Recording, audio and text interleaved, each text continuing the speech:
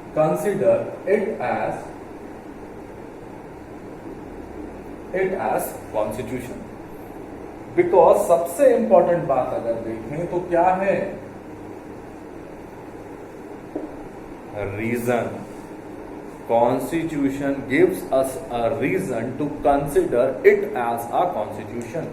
संविधान मुझे कारण देता है भाई, संविधान मुझे कारण देता है कि मैं इसे संविधान मानूं। मेरी मजबूरी नहीं है कि मैं मजबूर हूं, मुझे मानना पड़ेगा, नहीं।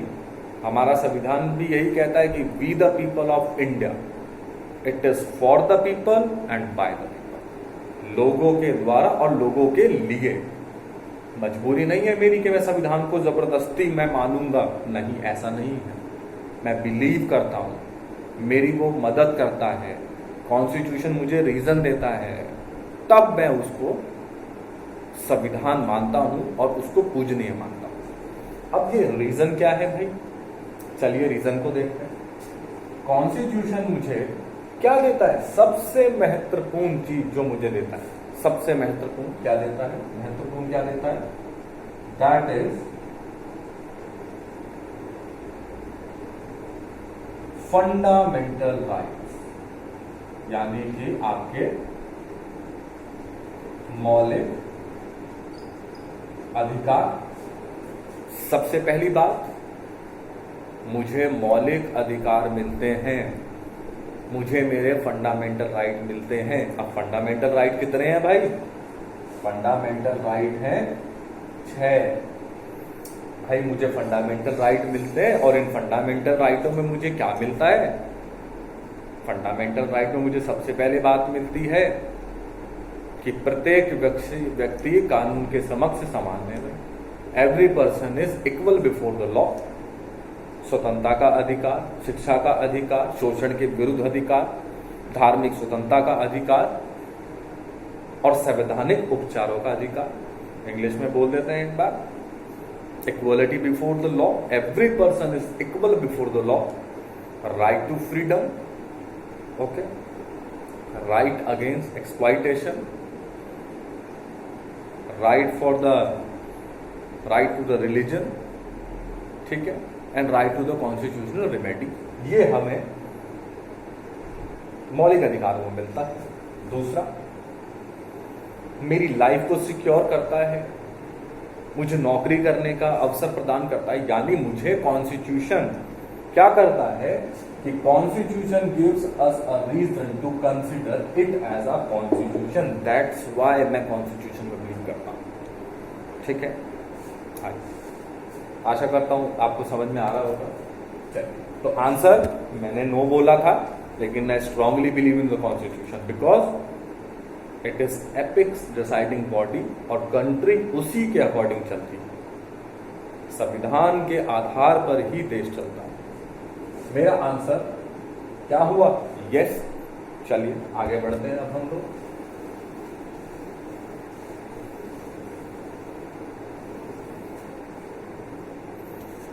संविधान,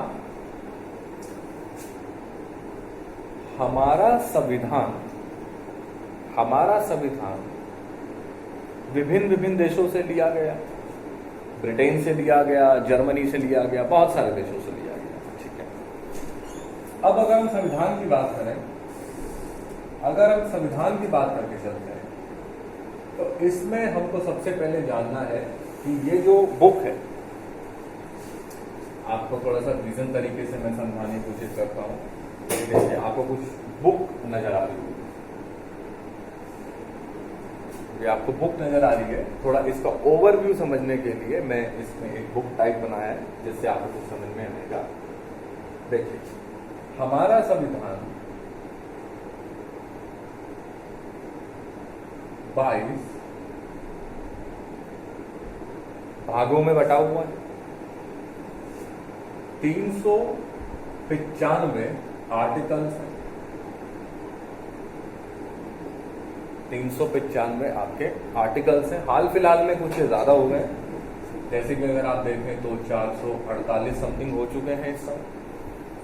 जो हमारी अनुसूची है, जिसे शेड्यूल्स बोलते हैं इंग्लिश में, पहले वो कितने थे, 8। मैं रेड से उसे सर्कल कर रहा हूं, देखें आप, 8 थे, और अभी हाल फिलहाल में जो अभी वर्तमान में है वो कितने हैं? 12। हिंदी में कहते हैं इनको अनुसूची, और इंग्लिश में इनको बोलते हैं शेड्यूल्स। तो 22 भागों में हमारा संविधान बटा हुआ है। 395 आर्टिकल मतलब अनुच्छेद, अभी 448 है। 8 पहले थी अनुसूची, अब 12 हो चुकी है। और संविधान संशोधन पहले 98 समथिंग थे, हाल फिलहाल के अंदर अभी करंटली अगर देखा जाए तो वो कितने हैं आपके? 103, जिसमें काफी सारे जोड़े गए हैं, जैसे कि जीएसटी की बात करें हम, आपका ईडब्ल्यूएस को आरक्षण देना, ये काफी सारी चीजें। अब इस संविधान को समझने के लिए अब आपने देखा कि ये संविधान की बुक है और इसमें इस टाइप से बटा हुआ है। चलिए आज हम अपनी क्लास यहीं पर रोकते हैं, इसके बाद हम आगे बढ़ेंगे, वीडियो ज्यादा लंबी हो जाएगी। धन्यवाद।